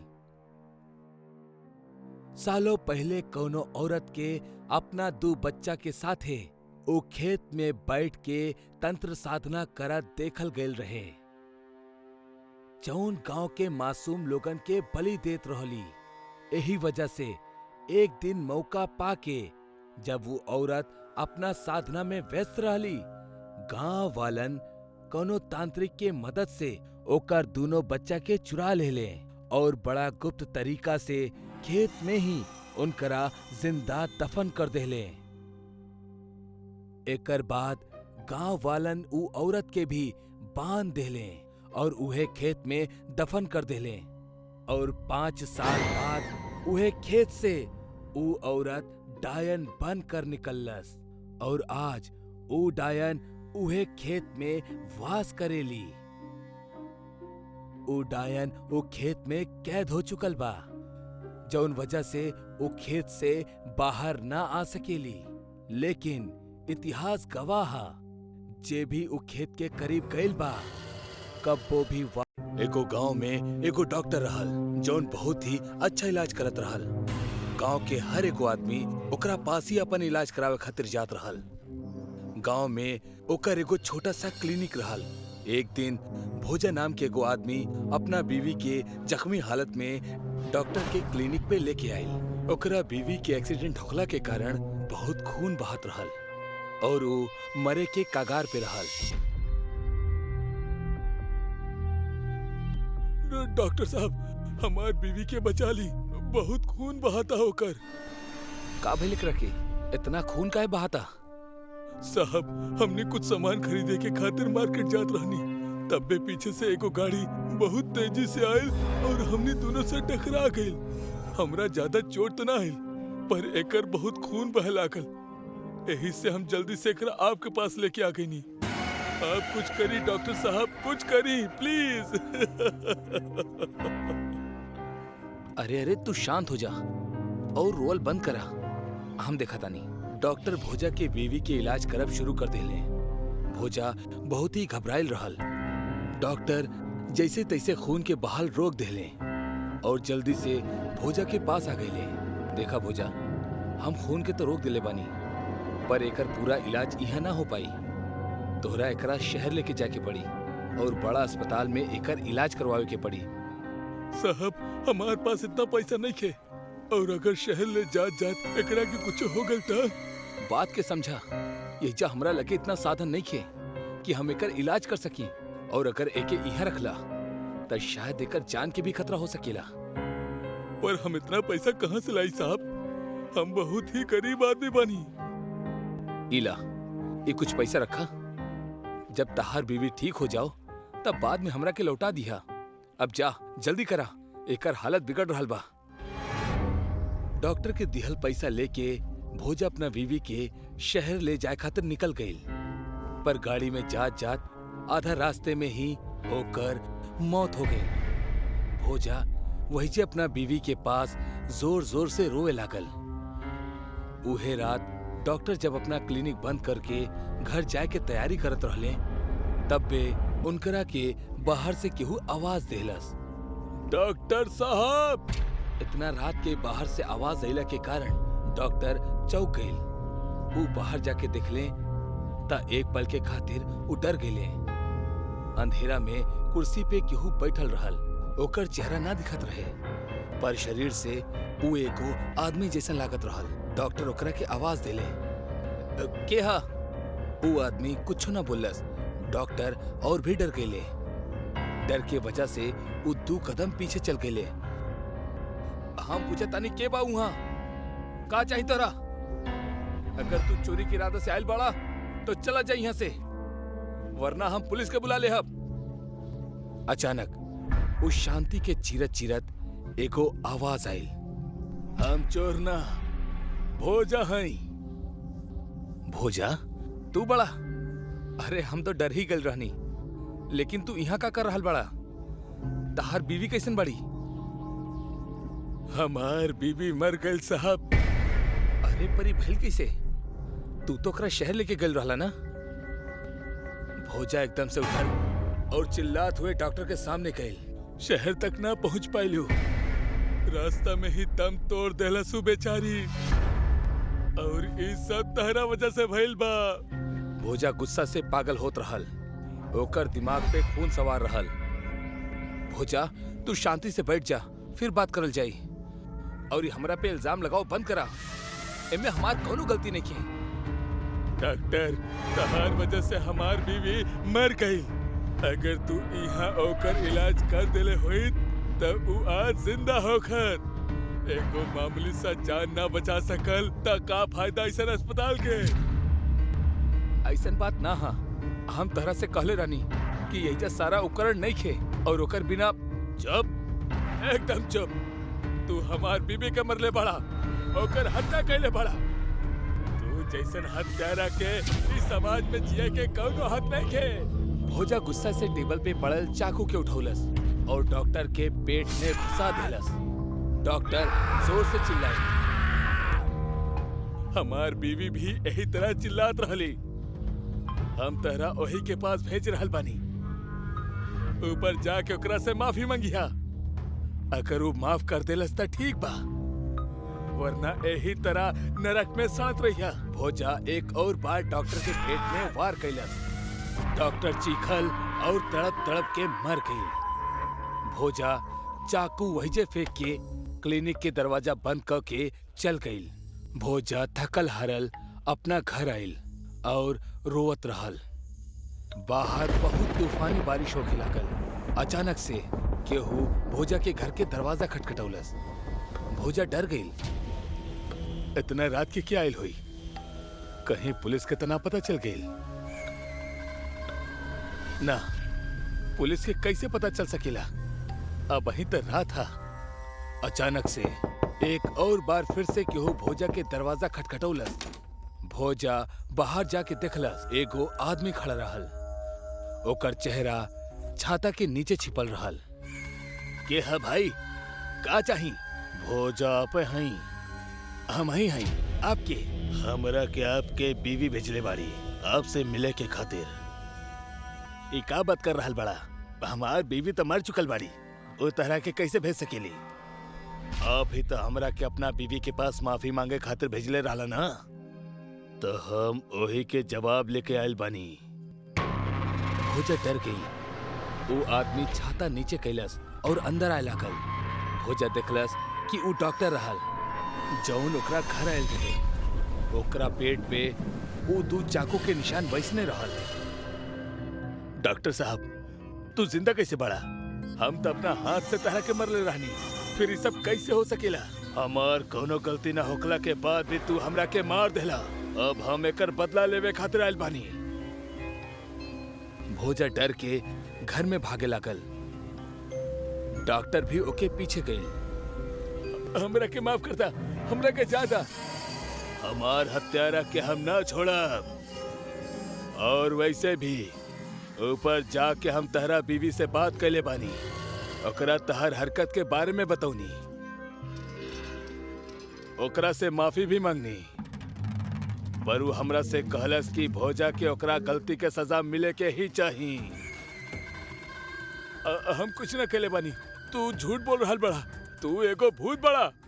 डॉक्टर भोजा के तरफ आवे लागल और जोर जोर से हंसे लागल। डॉक्टर अपना छाता के खोलस तो ओमे से बहुत सारा इंजेक्शन नीचे गिरल जौन खून से भरल रहे।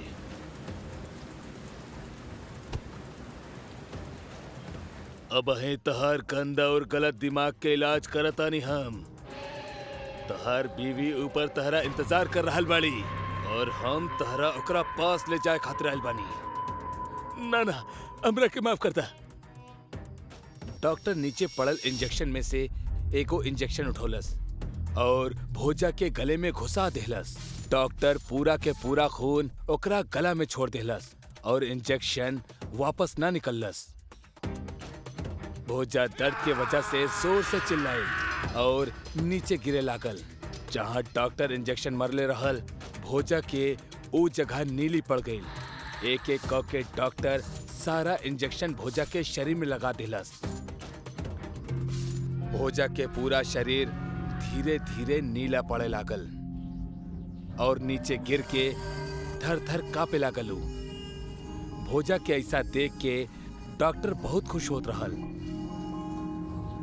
ओकरा बाद डॉक्टर उहे चाकू निकललस जेकर उसे हत्या भइल रहे। डॉक्टर उहे चाकू भोजा के पेट में घुसा देहलस और ओकर अतड़ी बाहर निकाल लेहलस। भोजा दर्द के मारे चिल्लाए लागल और थोड़ा ही देर में ओकर मौत हो गई। आज के बाद अगर केहू डॉक्टर पे बिना वजह हाथ उठौलस तो हम ओकर इलाज यही तरह से करब। भोजा चल अपना बीवी के लगे, उ तहरा के मिले खातिर तरस रहल बड़ी। डॉक्टर भोजा के लाश के उठौलस और वहां से निकल गई। अरे गांव वालन, का तू लोगन के उ माया के खौफ नहीं खे? आज अमावस्या है, तू जरूर निकली। अरे ओ काशी, काहे इतना परेशान हो रहल बड़ा? कौनो आफत आए वाला बा का? अरे थोड़ा धीरज रखा सरकार। का तू लोग भूल गईला 1 साल पहले ई गांव में का कुछ घटल रहे? का तू सब में वो घटना के जरा भी खौफ नहीं खे? अरे काहे आप दुखती रक्त पर हाथ रख रहल बड़ा? जौन बीत गईल ओके याद करके का मतलब बा? तू सब लोगन के दिमाग खराब हो गईल बा। तू लोगन जौन ओकरा साथ कैले बड़ा ऊ ओकर बदला लेवे जरूर आई। ओह अच्छा, त तू डायन के बात कर रहल बड़ा जेके गांव वालन पीपल के झाड़ पे लटका के जला देले रहले। हाँ विनोद बाबू, तू एकदम ठीक पकड़ला, हम वही के बात कर रहल बानी। लेकिन आज अचानक 1 साल बाद तू ऊ बीतल बात के जिक्र काहे कर रहल बड़ा? ऊ डायन के कहानी तो वही जे खत्म हो गई जब गांव वाले ओकरा के जला देले रहले।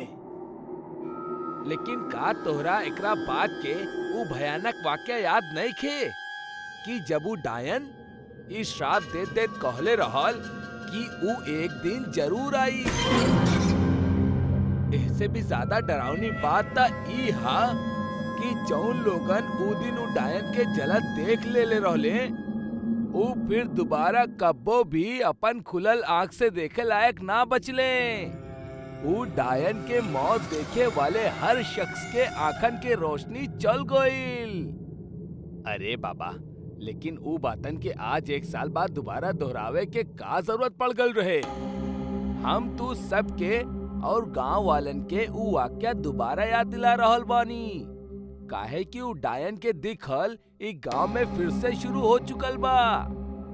परसों रात बद्री के घर से ओकर 9 महीने के बच्चा गायब हो गल रहे और पिछला रात कोई उहे बच्चा के बद्री के छत पे छोड़ के चल गए रहे। जांचे पे पता चलल कि ऊ बच्चा तो मर चुकल रहे और ओकर पूरे जिस्म में खून के एक कतरा भी मौजूद ना रहे।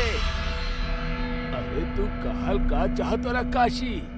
का तू एकर इशारा उहे डायन के तरफ तो ना कर रहल बड़ा? हम बिल्कुल उहे इशारा कर रहल बानी काहे कि पिछला 2-3 हफ्ता से छोट बच्चा फिर से गायब हो रहल बड़े। ऐसे में ऊ डायन पे शक कइल जा सकेला, लेकिन जब ऊ गांव वालन ऊ डायन के अस्तित्व ही खत्म कर देले तब फिर ऊ डायन दोबारा कैसे आ सकेली? प्रार्थना कर रहल बानी कि तोहार बात ही सच होखे, काहे कि अगर हमार मानल सच निकलल तभी बार गांव के केहू भी ना बचा सकेला। इतना कहत काशी अपने घर के तरफ लौट जाला।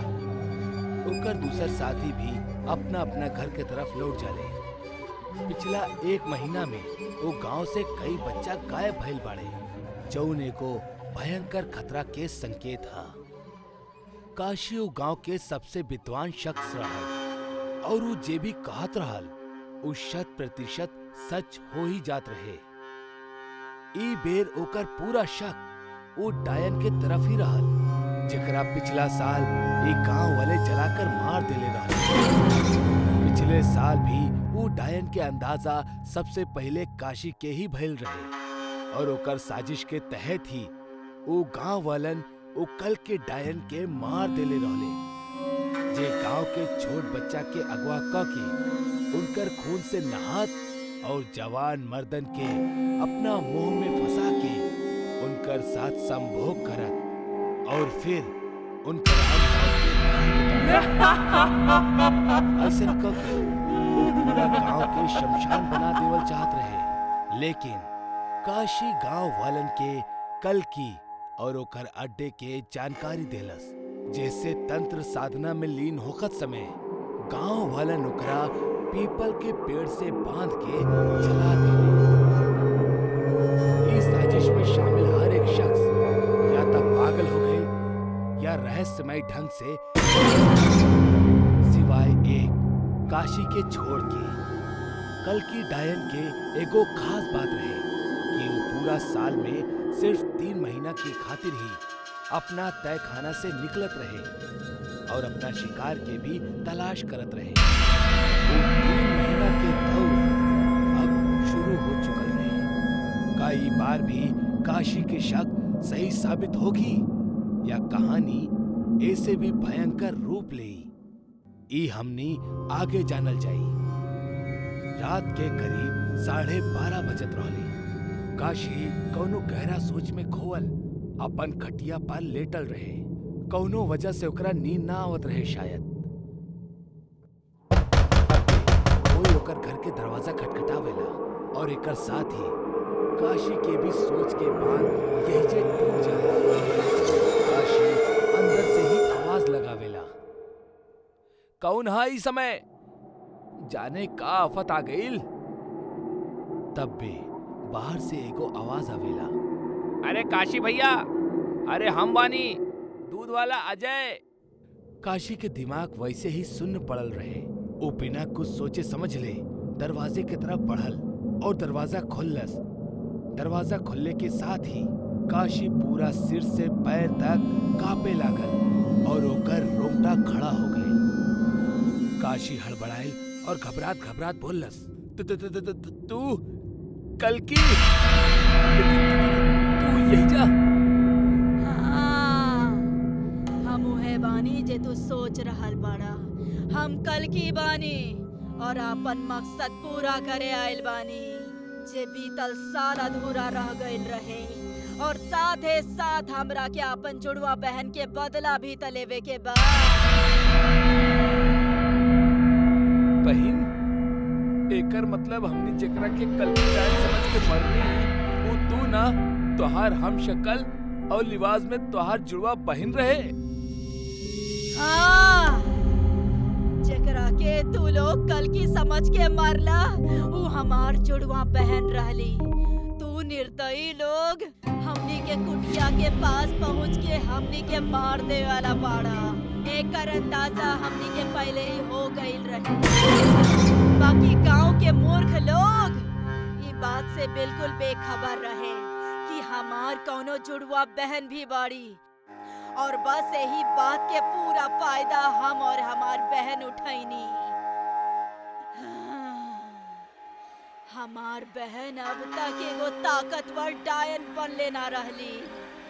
ओही वजह से वो तोहनी लोगन के खातिर एकदम खतरा रहे। हम अपन बहन से वादा कैले रहनी ओकर मरे के बाद हम अपन काली विद्या के शक्ति से ओकरा के पुनर्जीवित कर देब। अफसोस हम ना कर पैनी। और आज ठीक 1 साल बाद बरसात के पहला बूंद गिरत ही हम ई गांव में लौटैनी। और अगला 3 महीना में ई गांव के हम पूरा तरह से खंडहर बना देब। वो डायन के आप बेटी सुनला के बाद काशी अब धीरे धीरे पीछे हटे लागल और वो डायन ओके घूरत ओके तरफ बढ़त बोलस, अब जब तू हमार असलियत जान चुकल बाड़ा त तोहार जिंदा रहल हमार साजिश के खातिर खतरा बन सकेला। और वैसे भी बीतल साल तू ही गांव वालन के हमनी के खिलाफ उकसाइले रहला ना, और तोहार वजह से ही हम अपन बहन के खोई। हमरा के छोड़ दा, हम केहू के कुछ ना बताई। हम आज ही गांव छोड़ के चल जाए। तो हम तोहरा के कैसे छोड़ सकेनी?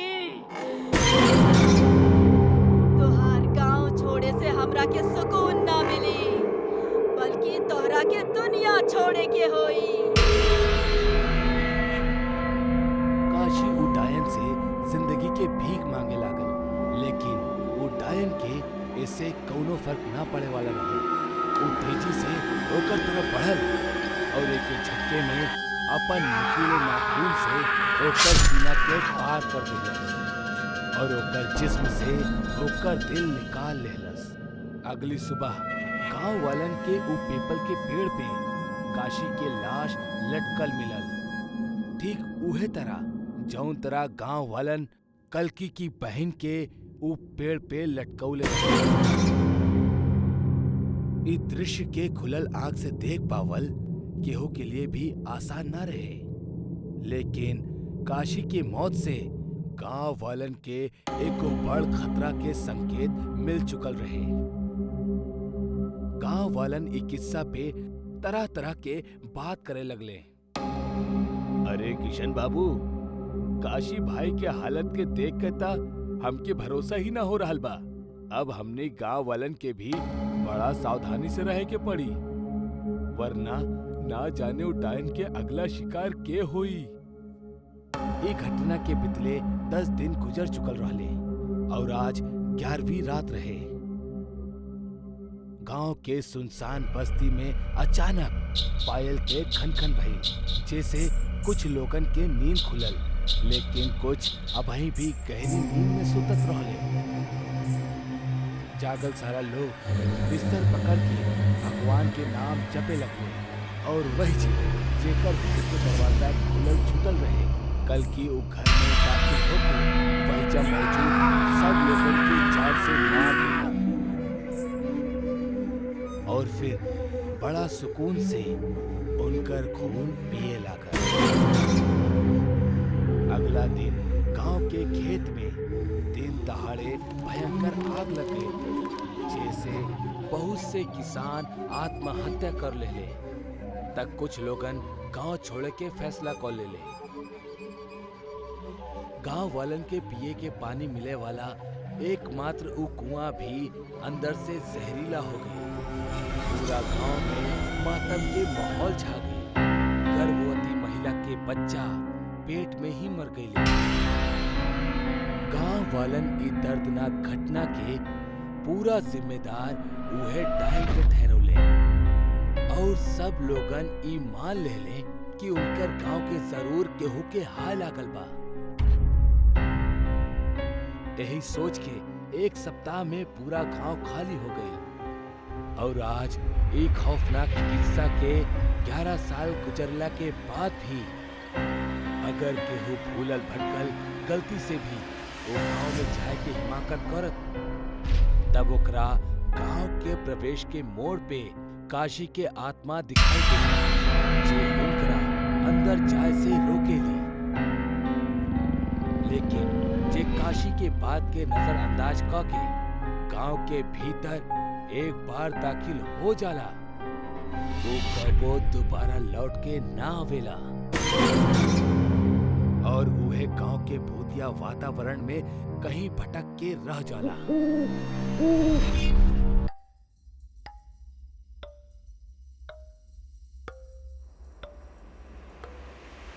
रात के 12 बजे पायल और दानिश अपना एगो इवेंट से घर लौटत रहले।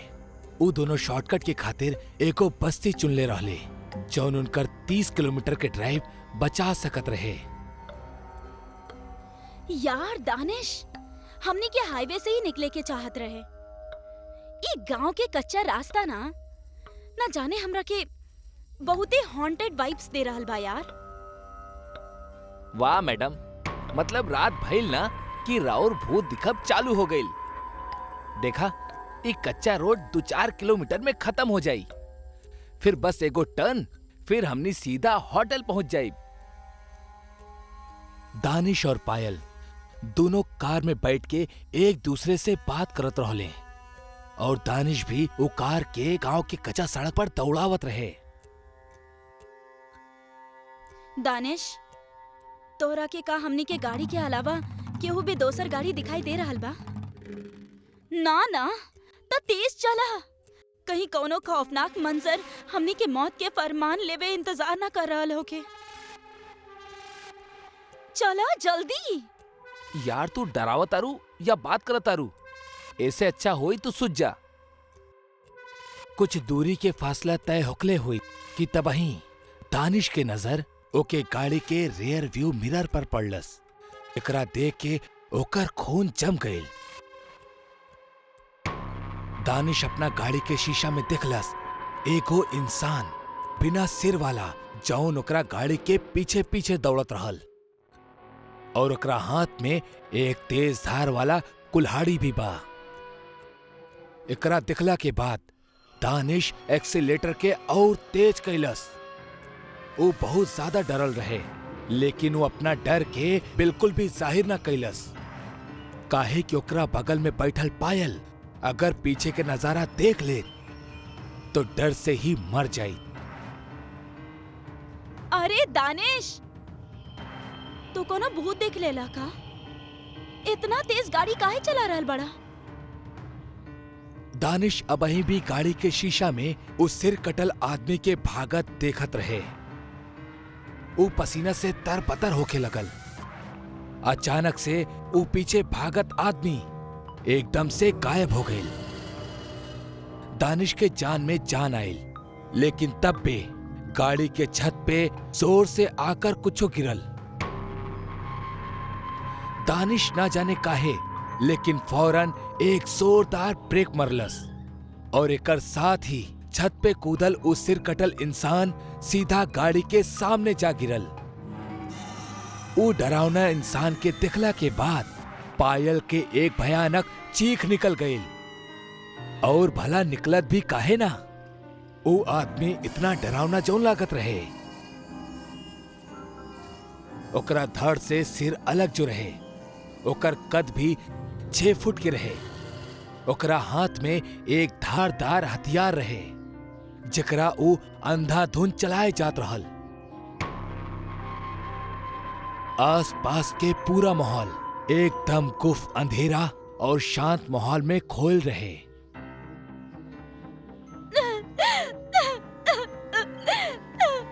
दानिश, हम काले रनी ना, ये रास्ता से ना चलल जाओ। ये रास्ता हमने के मार दी।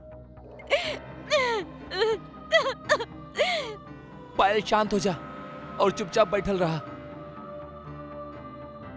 एकरा बाद उस सिर कटा इंसान धीरे धीरे गाड़ी के पास आवे लगल और अंधाधुंध अपन कुल्हाड़ी चलावत जात रहे। ओकरा कुछो दिखाई ना देत रहल। यही वजह से वो कुल्हाड़ी के कब्बो गाड़ी के बोनट पर मारत तो कब्बो गाड़ी के हेडलाइट पे। लेकिन ओकर असल मकसद रहे वो दोनों के सिर, जौन गाड़ी में एकदम सांस रोककर बैठल रहले। हम समझ गए बानी ये राक्षस के खेल। ई सिर्फ हमनी के महसूस कर सकेला। एकरा कुछो भी दिखाई चाहे सुनाई ना देवेला, काहे कि ओकरा पास सिर नहीं खे। तू का चाहता रू कि हम ऐसे गाड़ी में बैठ के मौत के इंतजार करत रही कि कब वो एजा आई और हमार सिर हमार शरीर से अलग कर देई और हम दर्दनाक मौत की नींद सुझ जाई। दानिश पायल के बात से बिल्कुल भी सहमत ना रहल। वो पायल के भागे के कहलस, लेकिन पायल गाड़ी के सीट से चिपक के बैठल रहे। अब तक वो सिर कटा इंसान शांत रहलस, लेकिन जैसे ही हल्का सा चहल पहल भइल कि वो अंधाधुंध भागे लगल। वो दानिश के पीछा करे लगल और दानिश चिल्लात चिल्लात खेत की तरफ भागे लगल। लेकिन तब में उस शैतान दानिश के गर्दन के अपन धारदार कुल्हाड़ी से काट देलस, जैसे दानिश के बदन खेत में ऐसने तड़पत और छटपटात रहे। और एकरा बाद जौन भयानक दृश्य पायल के सामने रहल, वो ई रहल कि ओकरा बाद वो एक और खौफनाक मंजर के देखलस। वो देखलस कि वो शैतान सूंघत सूंघत दानिश के कटल सिर के पास पहुंचलस और उस सिर के ऊ अपना गर्दन पे लगा लेलस। बाप रे, ये तो बहुत बेरहम हैवान बा। हमरा के जल्दी निकले के होगी। इससे पहले ऊ शैतान पायल की तरफ आ पावत, पायल गाड़ी के रिवर्स लेलस और उस श्रापित रास्ता और उस सिर कटा इंसान के दहशत से बच निकलल। पायल एगो खुश नसीब लड़की रहल जौन ऊ रात मौत के मुंह के एकदम करीब से जान बचाकर निकल गई। वो सिर कटल इंसान पिछला 15 साल से उहे श्रापित बस्ती में घूमत रहेले और जेकरा भी ओकर बू लग जावेला ओकर भी उस सिर धड़ से अलग करके ओकरा भी उस सिर कटा इंसान बना देवेला। वाकई जिंदगी में ऊ मंजर के देखल कितना खौफनाक होखल जब राउर कौनो ऐसन इंसान के देखी जेकर सिर कटल होके और भूतिया भाषा में ओकरा सिर कटा इंसान कहेले।